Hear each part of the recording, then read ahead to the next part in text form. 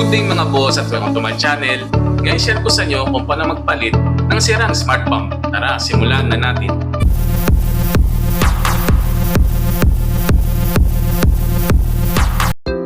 Mga boss, ang una po natin gagawin ay i-off ang power supply. That's right! Pagkatapos po ay disconnect po natin yung tapping ng wire sa motor. Pagkatapos naman po ay disconnect naman po natin yung inlet at outlet water line ng motor. Okay. Huwag din po natin kalimutang i-shut off ang main valve ng water supply para wala pong lumabas na tubig sa tubo kapag binaklas na po ang motor. That's right! Mas maganda po na may union patente ang tubo ng inlet at outlet ng motor para madali po itong ma-disconnect kapag magpapalit ng motor. Pagkatapos po, itanggalin na po natin yung smart pump. Dahil same model lamang po itong pump motor, ay ilipat lang po natin yung mga fittings nito. Great! Ito pong ating smart pump ay isang water pump / booster pump. Dahil din na po natin kailangan ng pressure tank o bladder tank. At meron na rin po itong built-in na flow switch at pressure switch. Kaya hindi po ito aandar kapag wala po itong mases na tubig sa motor. At automatic din po ito magka-cut off kapag wala pong gumagamit ng tubig. At ang kagandahan po nito, maintain po niya ang 30 PSI kahit maraming nakabukas na gripo. At ang standby pressure po nito ay aabot sa 60 PSI. Wow! Kaya hindi po applicable na padaanin ito sa pressure tank. Dahil posible pong pumutok ang tangke. Oh no! Kung sakali naman pong ganitong booster pump ang nabili nyo at kung pressure tank ang gamit nyo, maaari kayo maglagay ng separate na pressure switch sa tubo na papunta pressure tank at iset nyo po sa 30-40. 30 PSI sa cut-in at 40 PSI para sa cut-off. Huwag nyo na pong subukang ibaba ang pressure sa 20 PSI dahil mawawalan po ng purpose yung booster pump. That's right! Pwede rin naman po na huwag nyo na pong gamitin yung pressure tank nyo tulad po ng ginawa natin dito. Okay.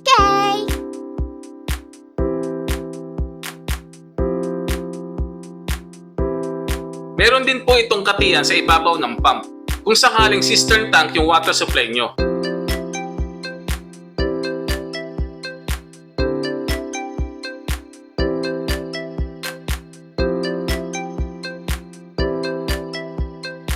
Mga boss, ngayon po i-break na po natin yung booster pump. I-connect lang po ulit yung mga union patente.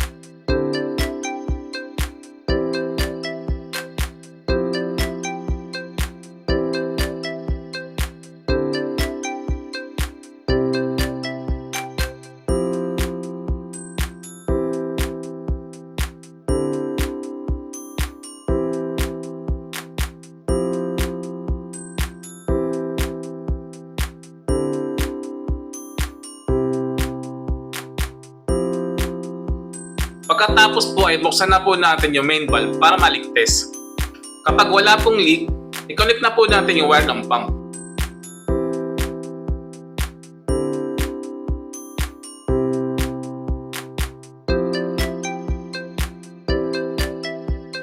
Sa susunod po na pagbalik natin, ay lalagyan po natin ito ng control. Very good!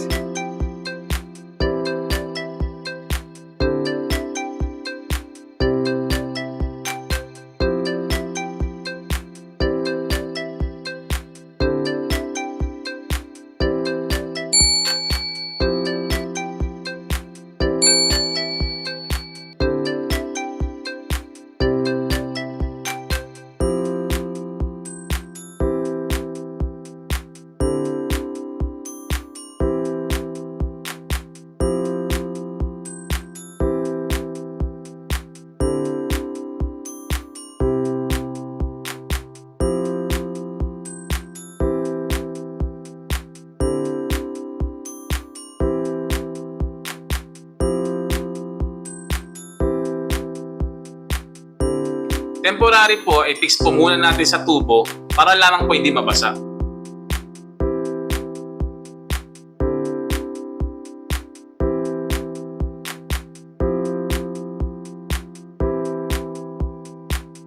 Ito po yung ginagamit dating tangke ng ordinary pump pa lang po ang gamit. Kaya naka-shut off na lang po yung gate valve niya. Mga boss, okay na po. I-on na po natin yung circuit breaker. Wow!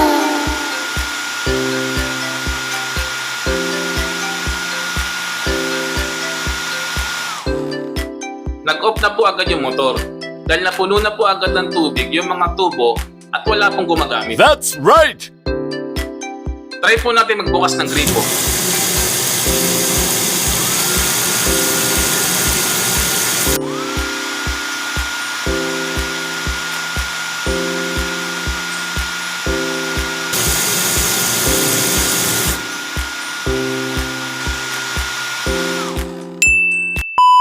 Mga boss, kung nagustuhan niyo po aking video, huwag niyo po sanang kalimutan mag-like, share and subscribe sa aking channel at pindutin ang notification bell para lagi po kayong updated sa aking mga bagong video. Mga boss, hanggang dito na lamang po at maraming salamat. Boss, if you learned something on my video, make sure to like, share, and subscribe to my channel.